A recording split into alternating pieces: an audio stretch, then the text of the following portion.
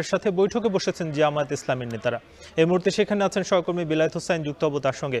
বেলায়েত, জানাবেন যে বৈঠকে কি কি বিষয়ে আলোচনা হতে পারে এবং কি খবর আছে সবশেষ?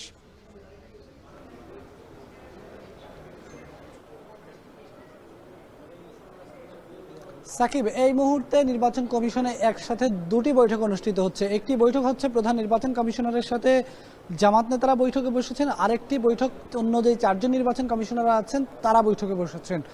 বলে রাখতে চাই যে অন্য যে চার নির্বাচন কমিশনার রয়েছেন তারা নির্বাচনের রোডম্যাপ নিয়ে বৈঠকে বসেছেন। সেই বৈঠকে নির্বাচন কমিশনের কিছু ঊর্ধ্বতন কর্মকর্তারা রয়েছেন। বিশেষ করে আগামী জাতীয় সংসদ নির্বাচনের পথ নকশা, রোডম্যাপ কিভাবে প্রণয়ন করা হবে, কোন সময়ের মধ্যে কোন কাজটি নির্বাচন কমিশন করতে চায়, কখন তফসিল ঘোষণা হবে, কখন সীমানা পুনর্নির্ধারণ কাজ শেষ হবে, ভোটার তালিকা হালনাগাদ কবে শেষ হবে, নির্বাচনে ভোট কেন্দ্রগুলো কবে নাগাদ সাজানো হবে এবং সর্বশেষ তফসিল ঘোষণা কবে হবে এবং ভোট গ্রহণ কবে হবে। এই পুরো যে কর্মযজ্ঞটি, এই কর্মযজ্ঞটি পরতে পরতে একটার পর একটা সাজানোর যে কাজটি, সেই কাজটি নিয়ে বৈঠকে বসেছে চারজন নির্বাচন কমিশনার। এই ফাঁকেই কিন্তু প্রধান নির্বাচন কমিশনারের সাথে আলাদাভাবে বৈঠকে বসেছে জামাত ইসলামের নেতারা। জামাতের সহকারী সেক্রেটারি জেনারেল হামিদুর রহমান আজাদের নেতৃত্বে 5 সদস্যের প্রতিনিধি দল এই বৈঠকে উপস্থিত রয়েছেন। জামাতের পক্ষ থেকে নির্বাচন কমিশনের কাছে আগামী জাতীয় সংসদ নির্বাচন নিয়ে বেশ কিছু দাবি দেওয়া তারা তুলে ধরবেন।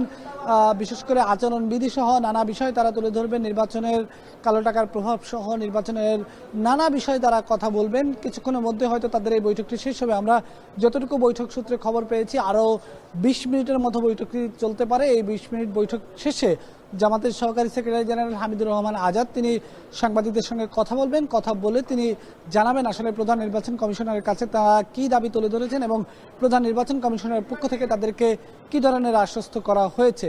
এর বাইরে চারজন নির্বাচন কমিশনার যে বৈঠকটি করছেন রোডম্যাপ নিয়ে, সেই রোডম্যাপ নিয়ে তাদের বৈঠক শেষ হলে তারা সেখান থেকে এসে প্রধান নির্বাচন কমিশনারের কক্ষে প্রবেশ করবেন এবং সেখানে গিয়ে প্রধান নির্বাচন কমিশনারের কাছে তারা যেই রোডম্যাপের খসড়াটি চূড়ান্ত করেছেন সেই খসড়া নিয়ে প্রধান নির্বাচন কমিশনারকে দেখাবেন। প্রধান নির্বাচন কমিশনারের চূড়ান্ত অনুমোদন দেওয়ার পর এটি আসলে মুদ্রণে চলে যাবে।